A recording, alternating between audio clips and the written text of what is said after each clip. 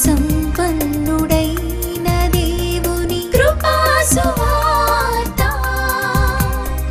కరుణ సంపన్నుడైన దేవుని కృపా సువార్త, విడుదల వార్త, రక్షణ వార్త, సమాధాన సువార్త, ఇది సిలువ సువార్త, కృపా సువార్త, కృపా సువార్త, కృపా సువార్త, కృపా సువార్త.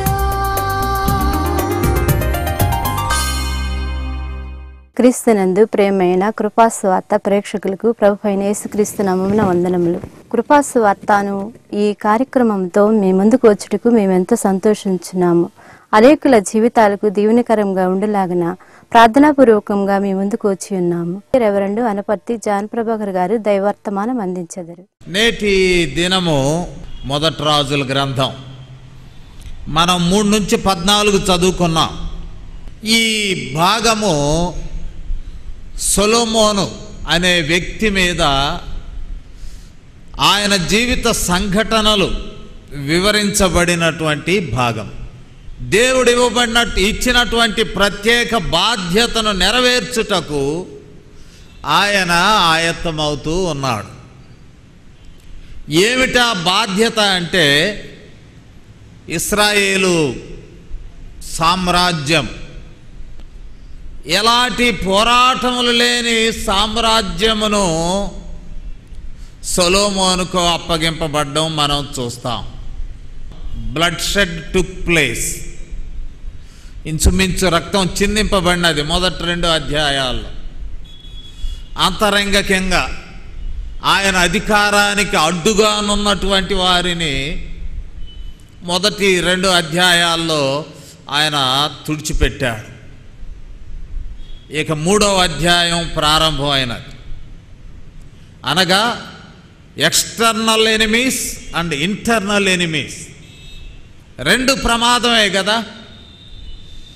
బయట నుండి దాడులు చేసేవారు, లోపల నుండి కుట్రలు చేసి బాధ పెట్టేవారు. ఇద్దరిని వైనం చేశాడు. వైనం చేసిన తర్వాత తన పరిపాలన మీద తను మనసు పెట్టాడు. 46వ వచనం 2వ అధ్యాయంలో ఏం జరిగిందో అక్కడ కనపడుతోంది. రాజు యెహోయాదా కుమారుడైన బెనాయాకు సెలవీయగా అతడు బయలుదేరి దాని మీద పడి వాని చంపెను. ఈ ప్రకారము రాజ్యము సొలొమోను వశమున స్థిరపరచబడెను, స్టెబిలైజ్డ్. రాజ్యం ప్రశాంతముగా సొలొమోనుకు అనుకూలముగా సొలొమోనుకు అందింపబడినది. ఒక ప్రశాంత రాజ్యం. సొలొమోను తన యొక్క రాజ్య విషయాలలో మరి ఒక్కొక్క అడుగు వేస్తూ ఉన్నాడు. మొదటి అడుగు వివాహం. తర్వాత చాలా వివాహాలు జరిగి ఉండవచ్చు, అది కాదు. కానీ ఇక్కడ ప్రత్యేకంగా రాస్తున్నాడు, సొలొమోను ఐగుప్తు రాజైన ఫరో కుమార్తెను పెండ్లి చేసుకుని అతనికి అల్లుడాయను. ఫరో ఈజ్ టైటిల్. ఫరో అనేది ఒక బిరుదు. రాజును ఫరో అని పిలుస్తారు ఈజిప్షియన్స్. ఐగుప్తు రాజు కుమార్తెను పెళ్లి చేసుకున్నాడు. ఏ రాజు అనేటువంటిది ఇవ్వలేదు. సరిహద్దులో ఉన్నటువంటి సూపర్ పవర్ ఐగుప్తు. ఒకప్పుడు వీరిని బానిసలుగా హింసించినటువంటి వారు. రాజ్యము 12 గోత్రములు బాగా స్థిరపరచబడి ఉండగా ఐగుప్తుకు అల్లుడయ్యేటువంటి హోదాకు సొలొమోను పెరిగాడు. అల్లుడాయను ఐగుప్తుకు, బికాజ్ ఆఫ్ హిజ్ అలయన్స్. ఈ అలయన్స్ వలన lot of things took place in Solomon kingdom. ముఖ్యముగా లాట్ ఆఫ్ ఎక్స్చేంజెస్, మార్పిడులు. సొలొమోను యొక్క వ్యాపారానికి బాగా ఉపయోగపడినది. వ్యాపారం అనగా he needs to raise funds for the temple. దేవాలయం కట్టడానికి వివిధ మార్గాలు కావాల్సి వచ్చినది, డబ్బులు కావాలి. సంపదను సొలొమోను సిద్ధం చేశాడు. అయితే మనకు కొన్ని ప్రశ్నలు ఉన్నాయి, థియలాజికల్ క్వశ్చన్స్. ఏమిటి అంటే, అన్య స్త్రీలను పెళ్లి చేసుకోవచ్చా? మరి ఫరో కుమార్తెను పెళ్లి చేసుకుంటే అన్క్రిటికల్గా బైబుల్ ఎట్లా ప్రజెంట్ చేయబడినది? ద్వితీయోపదేశ కాండము 7:3 చూడండి. రెండవసారి మోషే ఇశ్రాయేలీలకు మరలా ధర్మశాస్త్రమును తిరిగి జ్ఞాపకం చేయించు ఉపదేశిస్తూ అంటాడు, నీవు వారితో వియ్యమందకూడదు, వాని కుమారునికి నీ కుమార్తెనియ్యకూడదు, నీ కుమారునికి వాని కుమార్తెను పుచ్చుకొనకూడదు. ఇది వారికి ఇవ్వబడినటువంటి ఒక ఆదేశం, స్టిప్యులేషన్. ఇవి కనపడతాయి ధర్మశాస్త్రంలో రిపీటెడ్గా. నిర్గమకాండంలో కూడా ఈ మాటలు కనపడతాయి. కానీ కొన్ని ప్రత్యేకతలు ఉన్నాయి. 21వ అధ్యాయము ద్వితీయోపదేశ కాండం, దేర్ ఆర్ సర్టన్ ఎగ్జాంప్షన్స్. 10వ వచనం నుంచి చూడవచ్చును. నీవు నీ శత్రువులతో యుద్ధం చేయబోనప్పుడు నీ దేవుడైన యెహోవా నీ చేతికి వారిని అప్పగించిన తరువాత, మరి అక్కడ ఉండేటువంటి పరిస్థితి 13వ వచనం, ఆ 13 గోళ్లను తీయించుకొని తన చెరబట్టలు తీసివేసి నీ ఇంట నివసించి 1 నెల దినములు తన తల్లిదండ్రులను గూర్చి ప్రలాపన చేయుటకు నీవు ఆమెకు సెలవీయవలెను. తరువాత నీవు ఆమె యొద్దకు పోయి ఆమెను పెండ్లి చేసుకొనవచ్చును. కొన్ని ఎగ్జాంప్షన్స్ ఉన్నాయి. ఏమిటా ఎగ్జాంప్షన్స్ అంటే, ఏదైనా యుద్ధంలో లొంగిపోతే, పట్టబడితే, మరి ఫరోకు ధీటుగా ఉన్నాడేమో సొలొమోను తెలియదు. మరి సొలొమోను వారికి అల్లుడైపోయాడు, అమ్మాయిని తీసుకువచ్చాడేమో అని అంటారు. కానీ ఈమె ప్రభావము కనపడదు పెద్దగా మత విషయాలలో. యెజబెలులాగా ప్రవర్తించినట్టు కనపడదు. ఇశ్రాయేలీయుల మత జీవితం మీద ఆమె ప్రభావం చూపించినట్లు కనపడదు. ఆమెను తీసుకుని వచ్చాడు, మరి ఎక్కడ ఉంచాడు అనే విషయం చూసినట్లయితే, తన నగరును, యెహోవా మందిరమును, యెరూషలేము చుట్టూను ప్రాకారమును కట్టించుట ముగించిన తరువాత ఫరో కుమార్తెను దావీదుపురమునకు రప్పించెను. కాబట్టి దావీదుపురం ఒకటి ఉన్నది. 2వ సమూయేలు చూడండి, 5వ అధ్యాయము 6వ వచనం నుండి. యెబూసీయులు దేశములో నివాసులై ఉండగా రాజును అతని పక్షపు వారును యెరూషలేమునకు వచ్చిరి. అక్కడి నుండి మనం చూసినట్లయితే ఆ యెరూషలేమును ఏ రీతిగా స్వాధీనం చేసుకున్నాడో మనకు కనపడుతుంది. 9వ వచనం, దావీదు ఆ కోటలో కాపురం ఉండి దానికి దావీదుపురమను పేరు పెట్టెను. అక్కడికి తీసుకొచ్చాడు ఆమెను. అక్కడి నుండి 7వ అధ్యాయం 1 రాజుల గ్రంథం 8వ వచనం, లోపలి ఆవరణములో తన నివాసపు ఇంటిని ఆ విధముగానే కట్టించెను. మరియు సొలొమోను తాను వివాహమైన ఫరో కుమార్తెకు ఈ మంటపము వంటి ఒక నగరును కట్టించెను. కాబట్టి అగైన్ దావీదుపురం నుండి కట్టబడిన మరొక ప్యాలెస్లోనికి ఆమెను షిఫ్ట్ చేశారు. వెళ్ళింది. యెరూషలేము పరిశుద్ధ పట్టణం. ఈమె ఫరో కుమార్తె, అన్యురాలు. 1 రాజుల గ్రంథం 9వ అధ్యాయము 24వ వచనం, ఫరో కుమార్తె దావీదుపురము నుండి సొలొమోను తనకు కట్టించిన నగరుకెక్కి రాగా అతడు మిల్లోను కట్టించెను. She came out from city of David. అనగా సొలొమోను ప్రణాళికలు ఒక యువరాణిని పెళ్లి చేసుకున్నాడు. రాజ్యాన్ని స్థిరపరచడానికి అలియన్స్ ఉపయోగపడుతుందని. He is very much focused. ఈ పరిశుద్ధ పట్టణంలో ఆమెను పెట్టాను, ఎట్లా అవుతుందో ఏమో అనుకున్నాడో దావీదుపురం నుండి కొంచెం అవతలకి తీసుకుపోయి అక్కడ ఆమెకు నివాసం ఏర్పాటు చేశాడు. ఆయన యొక్క ఫోకస్ ఏ రీతిగా ఉన్నదో మనం చూస్తున్నాం. ఈ సమయంలో దేవుడు రాజ్యాధికారం ఇచ్చాడు. దేవుడు ఒక బాధ్యతను మనకు ఇచ్చినట్లయితే దానిని సరిగా ఏ రీతిగా నిర్వహించాలి, మోస్ట్ ఎఫెక్టివ్లీ. ఇంటర్నేషనల్గా ఆయనకు కొంచెం బలం చేకూరడానికి ఆ అలయన్స్ ఉపయోగపడినది. రెండవది ఏమిటంటే తన జనమునందరినీ తీసుకొని మొదటి రాజుల గ్రంథం 3వ అధ్యాయము 3వ వచనానికి వెళదాం. తన తండ్రి అయిన దావీదు నియమించిన కట్టడలను అనుసరించుచు సొలొమోను యెహోవా యందు ప్రేమయించెను గనుక ఉన్నత స్థలముల యందు అతడు బలులు మాత్రము అర్పించుచు ధూపము వేయిచునుండెను. 6వ వచనం, గిబియోను ముఖ్యమైన ఉన్నత స్థలమై ఉండెను గనుక బలులను అర్పించుటకై రాజు అక్కడికి పోయి ఆ బలిపీఠం మీద 1000 దహన బలులు అర్పించెను. ఇది కొంచెం మనకు ఈ భాగము it seems somewhat confusing for us. ఉన్నత స్థలములు అనగా మౌంటైన్ టాప్స్, అక్కడ బలిపీఠాలు ఉన్నాయి. ఎవరు కట్టిన బలిపీఠాల్లో ఈయన బలులు అర్పించాడు? చాలామంది అనుకుంటారు ఈ బలిపీఠాలు అన్య దేవతలు కట్టినయేమో అని అనుకుంటారు. కాదు కాదు.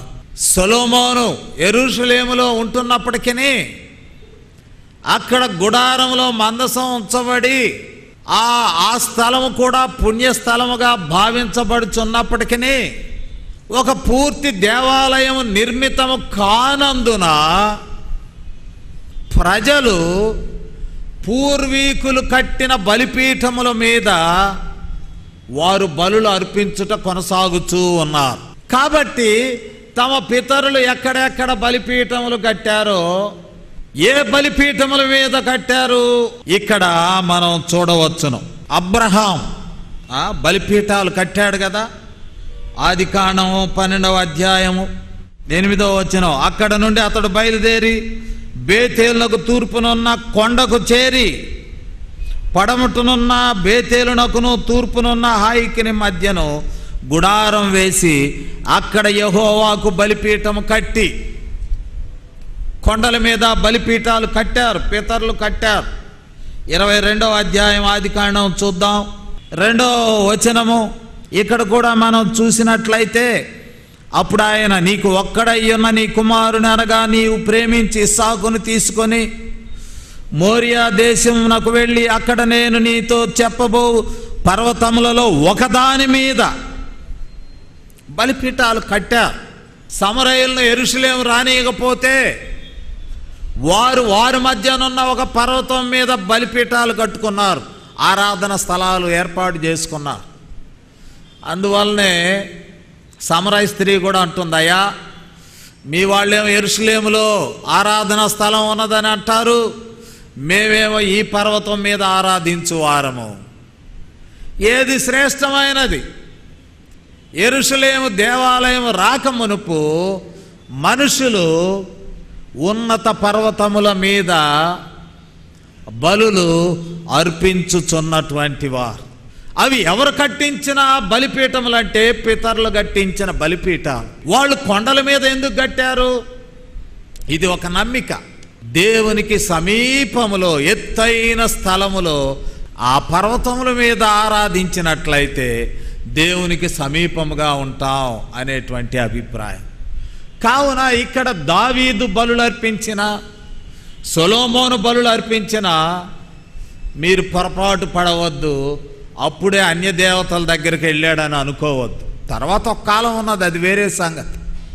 ఈ స్థలములో గిబియోనులో ఉన్నటువంటి ఉన్నత స్థలము అది శ్రేష్టమైనటువంటిది, రెప్యుటేషన్ ఉన్నటువంటి స్థలం. చాలా ఉన్నాయి ఉన్నత స్థలాలు.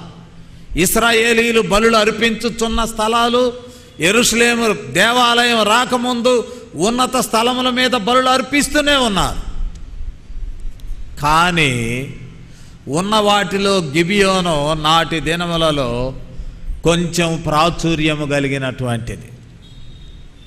ఈ గిబియోనుకు రెండవ స్టెప్ ఏమిటి అంటే, రాజ్యాధికారము రాగానే ఒకటి పొలిటికల్ అలయన్స్ చూసుకున్నాడు, రెండవది దేవునికి మొక్కుబడులు చెల్లించాలి.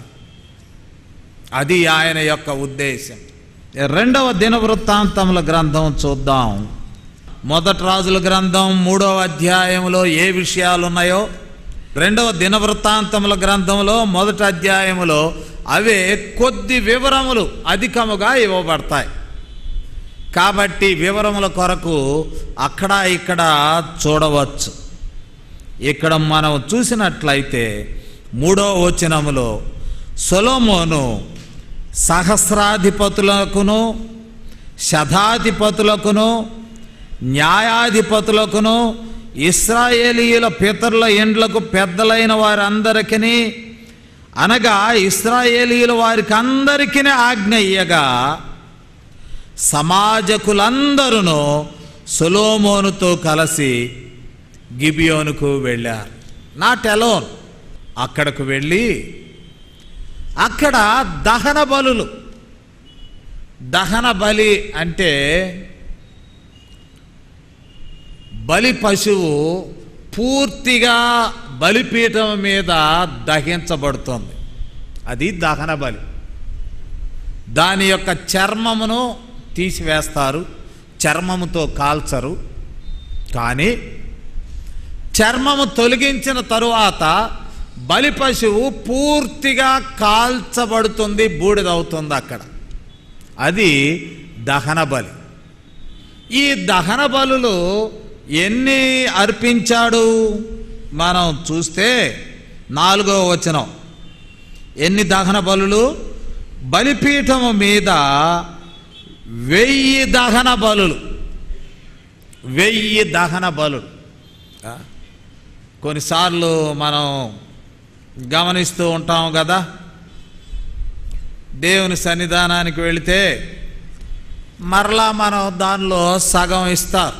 ఏదైనా ఒక కాయ వారికి ఇస్తే, పండ్లు ఇస్తే అక్కడ పూజ చేసి మరలా రిటర్న్ ఆ కాయలో సగమో పండ్లలో సగమో మీరు వెళ్ళి తినండి అని ఇస్తారు. అవి తెచ్చుకుంటాం. కానీ ఇక్కడ దేవుని కొరకు అర్పింపబడినటువంటి బలి పశువులు అది పూర్తిగా దేవునికే. ఇంకా ఆ దానిలో సంబంధించినవి భక్తుడు భక్తురాలు వెనకకి తెచ్చుకోనరు. ఈ దహన బలిలో ఒక ముక్క కూడా ప్రజలకు వెనక్కి రాదు, మొత్తం దేవునికే. ఇది చాలా ప్రత్యేకం. మొత్తము పరిపూర్ణముగా దేవునికి అది సువాసనతో కూడినటువంటి ధూపముగా దేవునికి చేరాలి. టోటల్. సొలొమోను తన జనాన్ని మొత్తాన్ని తీసుకుని వెళ్ళాడు. 1000 పశువులు, ఇంచుమించు 7 రోజుల ఆరాధన జరిగిందని అంటారు. When he was taken power, the first step, దైవికమైనటువంటి కార్యం ఏమిటి అంటే 1000 దహన బలులు ఒక రెప్యూటెడ్ శాంక్చురీ వద్ద గిబియా యొద్దకు వెళ్ళాడు. కుటుంబాలన్నీ అక్కడికి వెళ్ళిపోయినాయి. 1000 దహన బలులు ఆ స్థలంలో చెల్లించారు. 1000. మరి ఎంత పెద్ద బలిపీఠమో, ఒకదాని తర్వాత ఒకటి దహించడం జరిగినదో, ఎన్ని కట్టెలు కావాల్సి వచ్చినదో, ఎంత ఎస్టిమేషన్ ఉన్నదో మనకు తెలియదు. ఈ దహన బలి ద్వారా దేవుని సన్నిధి గిబియాలో ఏర్పడినది. Whole sanctuary was purified. అక్కడ ఉన్నటువంటి ఆ పవిత్ర స్థలమంతా శుద్ధి చేయబడినది, శాంక్టిఫైడ్, దేవుని సన్నిధితో నింపబడిన ప్రాంతముగా ఆ ప్రాంతము మారిపోయినది. సొలొమోను దేవుని ప్రత్యక్షతకు అనుకూలమైన వాతావరణము ఆత్మికముగా అక్కడ సిద్ధం చేసుకున్నాడు. That is more important. మన జీవితంలో భక్తి సరిగా మనం చేయకుండా దేవుని యొక్క దర్శనము మనం పొందలేం. ఇది ఒక భక్తి సాధన. 1000 పశువుల దహన బలిగా దేవునికి అర్పించుట గొప్ప భక్తి సాధన అని చెప్పవచ్చును. తానొక్కడే కాదు, ఎవరైతే ఆయన రాజ్యములో నియమింపబడి సొలొమోను కొరకు పనిచేయుటకు ఏర్పాటు చేయబడిన వారు, ప్రజలలో పెద్దలైన వారు, నేను అనుకుంటాను 12 గోత్రాల్లో ఎల్డర్స్ని పిలుచుకుని ఉంటాడు. అక్కడ ఉన్నటువంటి అధికారులు, సైన్యాధికారులు, వివిధ అధికారులు అందరినీ తీసుకుని వెళ్ళాడు. ఇంచుమించు అంచనా 1 వారం దినములు దేవుని సన్నిధానములో గడిపారు. ఎంత దీవెనకరమైనటువంటి విషయం చూడండి. నీ జీవితంలో ఒక ముఖ్యమైన ప్రాముఖ్యమైనటువంటి దానిని చేపట్టుచూ ఉన్నప్పుడు దేవుని సన్నిధిలో నిన్ను నీవు సమర్పించుకొనాలి. రాజ్యాన్నే తీసుకుపోయాడు గిబియాకు, రాజ్య యంత్రాంగాన్ని తీసుకువెళ్ళాడు. అంతేకాదు 1000 దహన బలులు ఆ స్థలంలో అర్పించాడు. అది it's a big thing, luxury. ఒక దహన బలి, ఒక పశువును కాల్చడమే చాలా సమయం పడుతుంది. 1000 దహన బలులు అక్కడ అర్పించాడు. బాగా దేవుని సన్నిధికి అనుకూలమైనటువంటి స్థితి అక్కడ ఏర్పడినది. అప్పుడు ఆ దినములో, బహుశా ఆఖరి దినమందు ఆయన నిద్రించుచుండగా, 5వ వచనం, యెహోవా రాత్రి వేళ స్వప్నమందు సొలొమోనుకు ప్రత్యక్షమై. ఈ స్వప్నములో దేవుని ప్రత్యక్షత. దేవుడు ఆయనకు ఒక మాట సెలవిచ్చాడు. నేను నీకు దేనినిచ్చుట నీకిష్టమో దానిని అడుగుమని దేవుడు అతనితో సెలవియ్యగా, ఏది అడిగినా ఇచ్చుటకు దేవుడు ఇష్టముగానున్నాడు. అటు పిమ్మట చాలా విషయాలు మనం చూస్తాం. సొలొమోను యొక్క రెస్పాన్స్, ఆయన అంటున్నటువంటి మాట 7వ వచనం చివరి భాగంలో, అయితే నేను బాలుడను, కార్యములు జరుపుటకు నాకు బుద్ధి చాలదు. నేను బాలుడను, నీవిచ్చిన బాధ్యత బియాండ్ ద కెపాసిటీ. ఈ దేశం జనాల్ని లెక్క పెట్టలేను. నీవు అబ్రహాముకి ఇచ్చావు గొప్ప వాగ్దానం, ఇసుక రేణువుల వలె విస్తరింపజేస్తానన్నావు. ఇశ్రాయేలీలు అబ్రహాం సంతానం విస్తరించారు 12 గోత్రాల్లో. వాళ్ళను లెక్కబెట్టుటకు కానీ, వారు నివసించుచున్న విశాల దేశమును తనిఖీ చేయడం, కనీసం వెళ్ళి రావడానికి కానీ నేను బాలుడను, నాకు శక్తి లేదు, నేనేమి చేయలేను.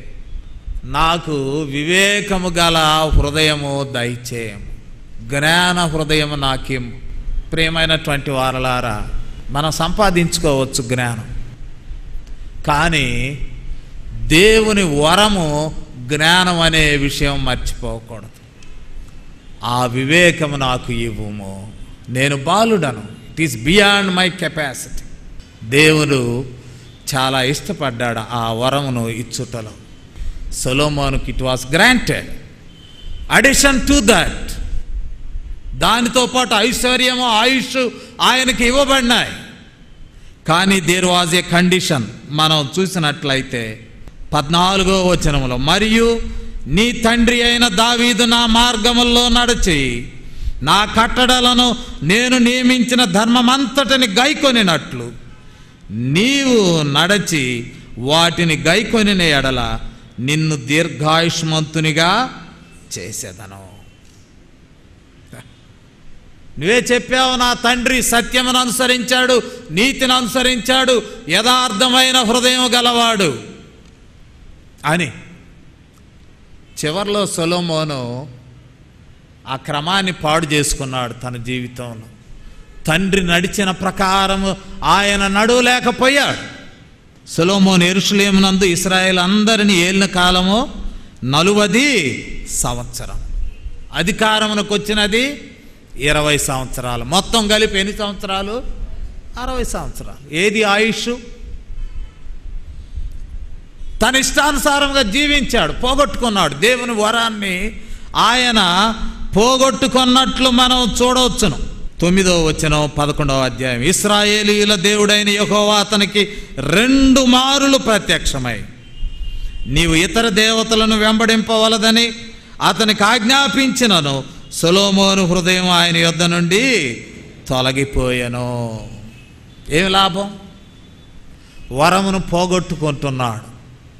కొంతకాలం కాపాడుకున్నాడు, దేవుని వరం పోగొట్టుకుంటున్నాడు. ప్రియమైనటువంటి వారలారా, దావీదును గురించి చెప్పబడిన మాట, పరిపూర్ణ కటాక్షము నీవు ఆయనకు అనుగ్రహించావు. ఆయన జీవితంలో పడిపోయినను ఒప్పుకొన్నాడు, ప్రభువా క్షమించమని వేడుకొన్నాడు, సరిచేసుకున్నాడు. నేటి దినమున ఈ వరమును మనం కోరుకుందాం. ప్రభువా, మంచి చెడ్డలు వివేచించు జ్ఞానము నాకు దయచేయి. అందరం తల ఉంచినట్లయితే ప్రార్థించుకుందాం. పరిశుద్ధుడగు మా తండ్రి, ప్రేమ కలిగిన మా ప్రభువా, మమ్మల్ని మీరు ప్రేమించి మాతో మాట్లాడుచున్నందుకు వందనములు. మాలో జ్ఞానం లేదు మా తండ్రి, వివేచన లేదు మా ప్రభువా. నీవిచ్చిన జీవితం కాపాడుకొనలేకపోవచ్చు ఉన్నాం. జ్ఞానము లేని వారమై నశించుచున్నాము. క్రీస్తునందు ప్రత్యక్షపరచబడిన ఆ గొప్ప జ్ఞానము సొలొమోనుకే దేనిని అనుగ్రహించినావు, మాకును అనుగ్రహించుము. మీరిచ్చిన మాటలు మా హృదయంలో ఫలింపచేయమని క్రీస్తు వారి నామములో ఈ విన్నపాలను వేడుకొంచున్నాము తండ్రి. ఆమేన్. ఈ కార్యక్రమం వీక్షించిన మీ అందరికీ మా వందనాలు. ఈ కార్యక్రమం కొరకు ప్రార్థించండి. మీ అభిప్రాయాలు తెలియజేయండి. మీ ప్రార్థనా అవసరతలు ఉన్న ఎడల మాకు తెలియజేయగలరు.